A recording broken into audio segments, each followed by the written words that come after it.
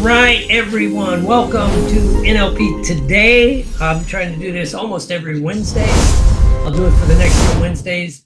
Probably the first Wednesday in August, I won't. That'll probably be the day I am traveling up to the beautiful Massachusetts area. What if you've been trying to influence people the hard way? Most people learn techniques. I teach the system underneath. Not NLP, not sales, not psychology. Understanding people. FBI negotiation, behavioral profiling, NLP, waking hypnosis. Within 1 minute, you'll begin seeing things you've been missing.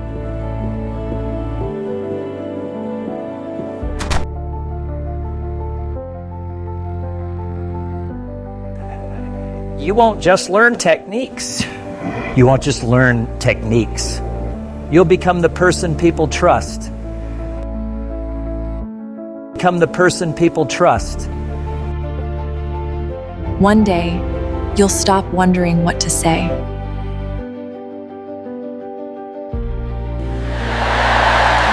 You'll become the person people trust.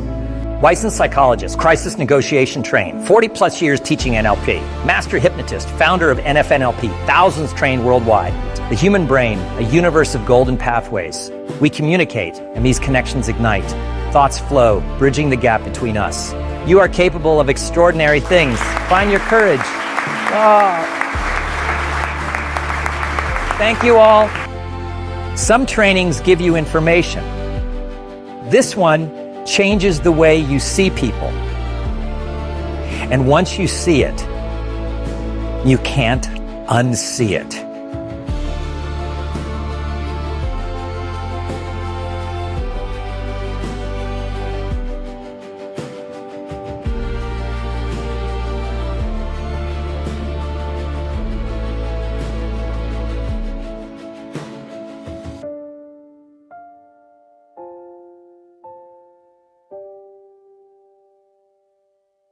Some people spend a lifetime trying to understand people.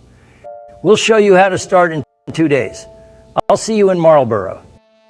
So anyway, let's just get started. Today is like, why does therapy and coaching fail, right? And it's usually not what you think it is. You know, a friend of mine says this, that MDs or doctors make horrible patients, right? Coaches make horrible coaching clients. I can tell you that from doing it for as long as I've been around, right? They're either the best paid clients or the worst. Usually towards the worst, to be honest with you. Therapists, NLP practitioners, and hypnotists make the toughest clients of all, especially for what I do. I'll tell you why, at least in my opinion, in my hallucination of the world, but I think it's kind of cool, right? Well, my worst clients aren't the confused ones, aren't the ones that don't know what's going on. The worst clients I've personally had, in a way, are the smart ones, right?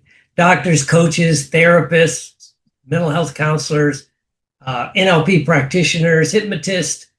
It's almost like the more training someone has, the harder they are to help. You know, and again, going to my friend that was a couple people that are medical doctors or nurse practitioners, they'll tell you that. And I'm going to tell you from my viewpoint why I think that is, right? And it's an uncomfortable truth, right? It's basically the same self-sabotage across, I'll give 3, but I got a couple more. You know, medical doctors, of course, and now nurse practitioners fall into this. They'll diagnose their own symptoms. They'll tweak the dosage, skip the follow-up, argue with the specialist. They'll just do that, right? And add in AI now, it makes it even better, you know, because we have Dr. Perplexity or Dr. Claude or Dr. Chat, right? Used to be Dr. Google, but now it's even more, right? Coaching clients, you know, a lot of times someone will reach out to me and they'll say, I want to hire you for accountability. And then they start renegotiating everything we're trying to do from the beginning, especially when it gets uncomfortable, right? And in my little world, of course, therapist, NLP, hypnosis types, they know the techniques, So they analyze everything you're doing rather than experience it. You know, when I'm at a conference, I always say, you know, you're at a conference and whether it's whatever conference, Hypnothoughts, the Guild, IAC, even psych conferences sometimes, especially if it's experiential, the person up there will start doing a technique. And rather than just set into the technique or relax into the technique and experience it, you start analyzing it. Well, why are they doing this? Why is David doing this? I would do this. I would do that. Right? And I'll see it at a conference where then someone will come up, okay, well, I did the technique, but why didn't you do this, this, and this? And I'm like, because I'm not you. You know, if I'm in a generous mood, if I'm in a non-generous mood, I said, because I'm not you and I do what works, you know. You know, and a friend of mine was a lawyer. He retired, but he was an attorney. And he goes, he always hated clients that were attorneys, right? And he had a lot of clients that, it was a funny story. His specialty in law was DUI. And no one's really surprised, I guess, if I make the statement, lawyers get a lot of DUIs, right? Because sometimes, you know, they get pulled over and they just end up, well, they're under the influence. And so anyway, but he'd say, damn, sometimes, you know, they just screw up what you're doing. So that's an uncomfortable truth, especially when it starts getting uncomfortable. But if you have some knowledge, or even worse, and this is what I see more and more because of the internet and AI, is you think you have knowledge, but you don't. You edit the plan, you know, that your coach, mentor, or therapist is giving you. You edit in your head before you even try it, right? So if you have some knowledge, medicine or law or whatever we're talking about, NLP or hypnosis, you start editing it. Or all of us that do hypnosis, has usually had the experience where someone says they know all about hypnosis because they watched a couple of YouTube videos. I get that a lot with NLP. I want to jump right into the trainer's training. Well, where'd you take your basic and master? I don't need that. I watched a few of Bandler's videos or whatever, right? But to me, the most dangerous is when you don't have the knowledge, but you think you do. And again, that's people that might have read a book, might have, you know, it's really not ignorance that sabotages work for what we do. It's partial knowledge, you know, wearing the mask of expertise. And I won't be political, but I will say we just had a real-time experience of that in the last year or two where Doge, whatever it was, came in and started slicing all these government programs. And when it would point it out to them, you don't even know what some of these programs do. We don't need to know. Okay, so things like fired everyone in the government that knew how to handle taking apart nuclear weapons when they expire, right? And then they were surprised. Well, we could just train some people up. I'm pretty sure it takes a little while to train people up in how to handle, you know, nuclear weapons. But I mean, they thought they had expertise in other things, and that's some of the things we run into, right? And this is the loop that never fails to fail, you know, which is you go and you get a coach, a mentor, take a class, whatever you're doing. The coach or the therapist, whatever, mentor, hands over a specific plan. Here's what you need to do, Bruce. And you start editing it from day one. You know, they just start editing it, right? Oh, I'll do this instead of this, right? And then it fails because the edited version was never tested, right? And then they blame the Mac, right? The therapy, the coaching doesn't work for me, or the teacher was an asshole, whatever happens to be, you know, but that's the loop that never fails to fail. If you do this, you know, you do it. And it's easy to fall into it when you have some knowledge. And when you look at it that way, you have to be honest and say, at no point did the original plan actually fail because you never did the actual plan, right?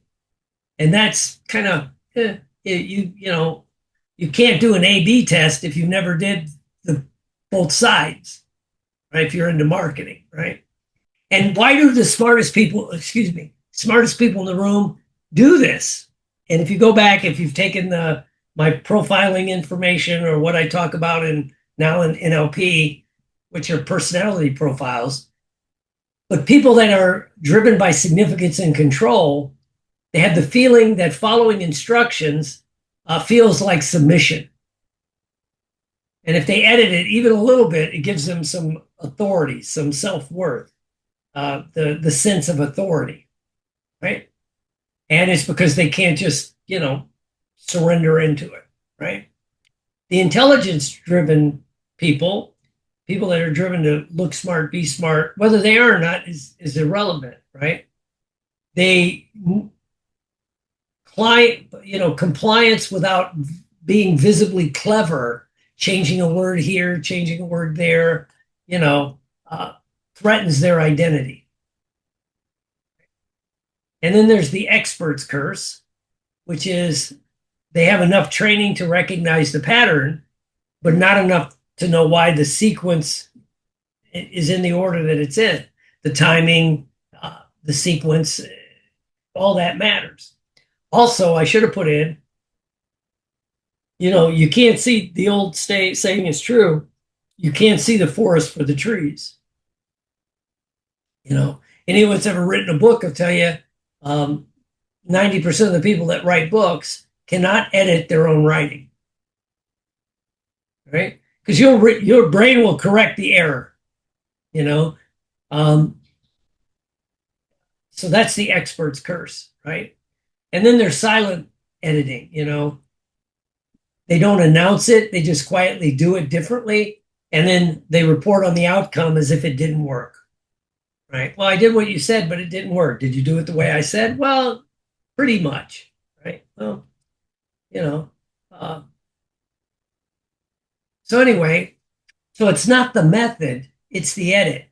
And as I said earlier, if you're into marketing, you can't A/B test a plan you never actually ran, right?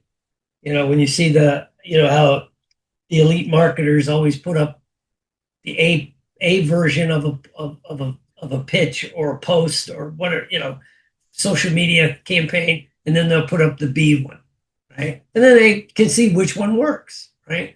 But what happens here is they give you the plan, which is A, but they do plan B, right? Which is kind of interesting, right? But then they'll blame the plan, right?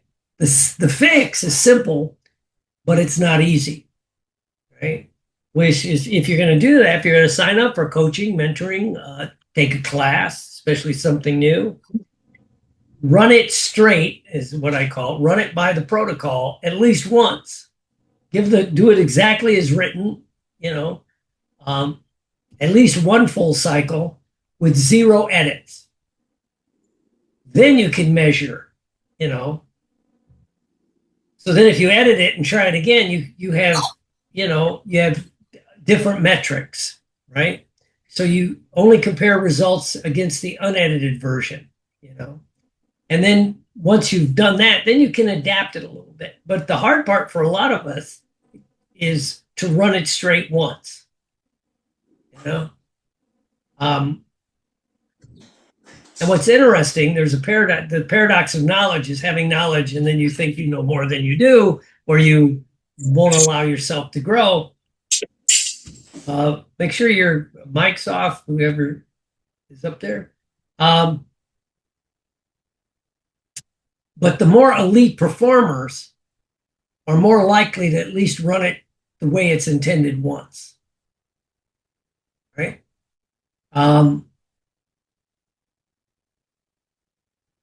Yeah, Bruce said, they look for personalization, but first you got to do the program as it's written before you personalize it, right? I heard a talk once, if you're a sports fan, doesn't really matter because I just remember this one. Well, there's 2 versions. And one from our friend Jeff Neal, who trains MMA fighters and professional boxers. But the football one was Ray Lewis, who was the middle linebacker for the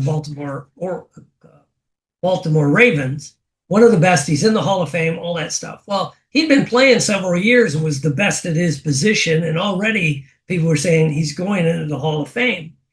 Well, they brought in another linebacker coach. It was a guy named Mike Singletary, who was a Hall of Famer, played different, right? And they were interviewing him about what that was like. And, they asked Mike Singletary what it was like to walk in and you're going to train this guy who's one of the best to ever play, if not the best to ever play at that position. How are you going to coach him up?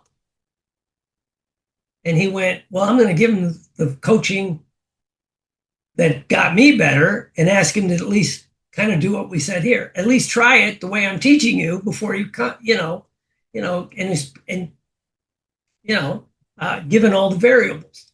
And it was great, right? And Jeff Neal talks about, the guys that end up world champions in MMA or judo, jiu-jitsu, or boxing, the ones that he's trained, are usually the ones that will take the training and do it exactly as it's given at least a couple times before they try to customize it, right?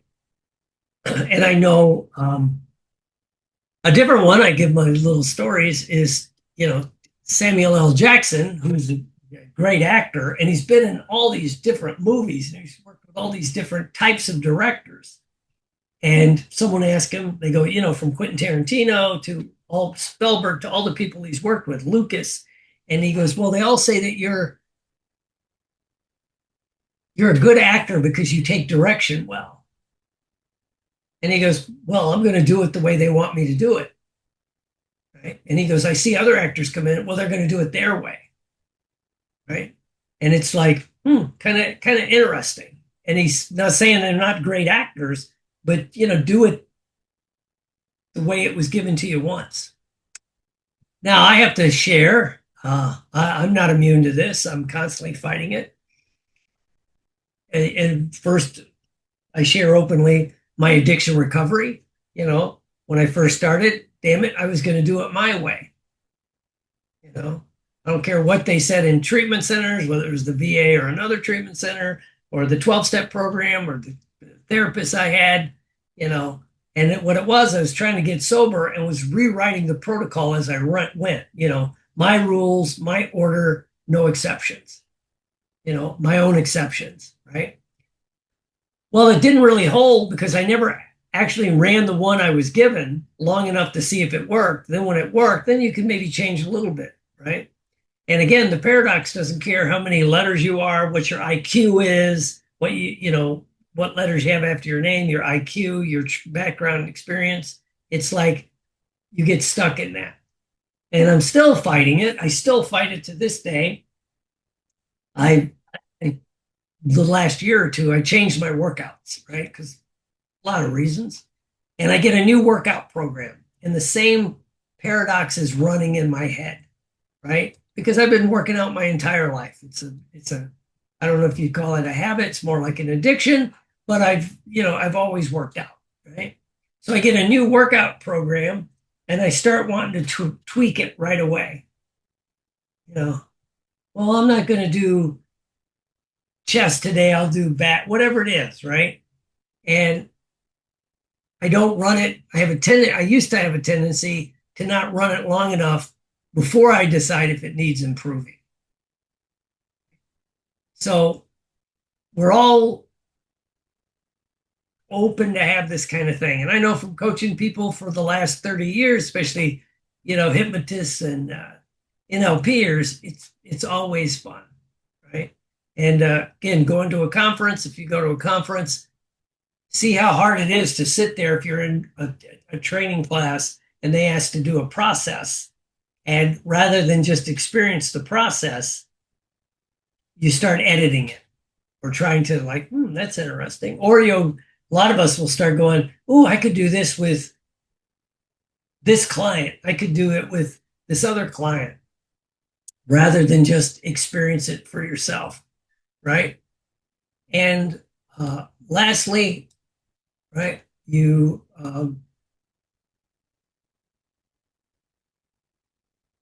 once you notice the loop, you'll catch yourself editing before you finish the sentence, right?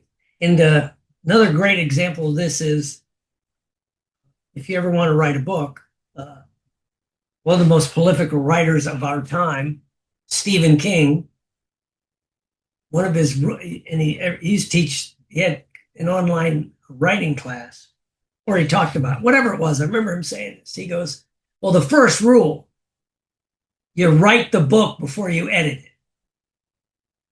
People get stuck in, they write the first chapter and then they edit it. And he goes, I write from the beginning to the end. Right? Then I'll go back and start editing it. Right? Because if you're editing it as you go, you will never finish. Right? And so it's kind of like this way. If you get a coaching program, whether it's exercise or diet or business building, when I used to do practice building, right? I mean, a friend of mine who still does a lot of practice building, I may get back into it because I'm sick of people who never had a client tell you how to build a practice. But that's an aside. But he says what's always fun for him is someone will sign up for his thing and he'll start explaining it. And even before he's done saying what they're going to do, they start explaining why it won't work where they're at.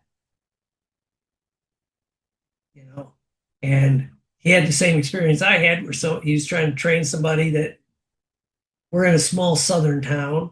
And they're like, well, this is the Bible Belt. You can never build a hypnosis clinic in the Bible Belt, all these people. And he goes, and I'm like, really? And I had a client there for a while. He had a $500,000 weight loss clinic doing hypnosis in, I think it was Dothan, Alabama.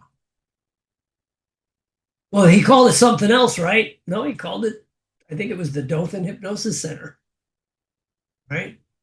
And so the person was already editing it, making excuses and trying to change it before they even got started.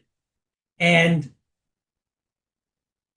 and there's a lot of reasons for that. But the one is the person that built that clinic, he goes, well, everybody says that about the Bible Belt, but even in the Bible Belt, which technically Florida is, I know Rocky Top Dave is, less than 20% of the people actually go to church, ladies and gentlemen.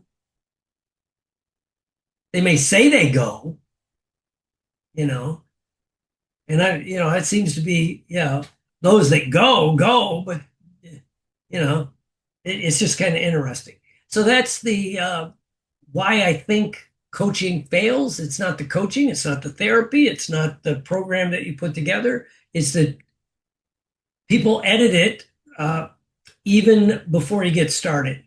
And to me, that's always interesting. That's always interesting. Because again, I'm guilty of it. I think, especially if it's an area you have knowledge of. I think I built my first practice pretty successfully, because when I went to this practice building thing, this guy had a big practice. I saw it, right? It was South Lake Hypnosis. And so I sat there and I never ran a practice. I didn't know anything about it. So he's outlining, here's how you do it. You do a full page ad, back when they're at newspaper ads. You do a full page, half page ad. You do this, you do this, you do this, right? You never answer questions over the phone. You make them come into your office. And for a while, I would teach that kind of stuff at a conference, and everybody would want to argue. And I remember when I had Suncoast going on, I had 3 offices, Fort Myers, Port Charlotte, and Venice. I remember being at a conference, and I was teaching it. Somebody goes, well, no, that's not it's not the way you do it. I said, well, how big's your practice? Well, I'm just really getting started. I said, well, my Fort Myers office sees 110 people a week. Port Charlotte sees about 80. And Venice was the slowest with about 40. Of course, I wasn't doing all that. I can guarantee you that. I had people in there. But it's like, and I would invite people down. If you want to see when it was running, come on down. You can come into my office and, and do this. But it was, that was this in action. So that's a little bit about why it fails, how it fails. It's the paradox of knowledge and the fact that editing before you try it. And I'll keep you apprised how these workouts and diet things I'm doing is going. We shall see. Is it a crazy idea that in 2 days, you could walk away from this convention with a system that changes every client conversation you'll ever have? You've been doing hypnosis for years, you're good. But there's always that client, the one who's resistant, the one where nothing lands. Here's what nobody taught you. Resistance isn't a client problem, it's a language problem.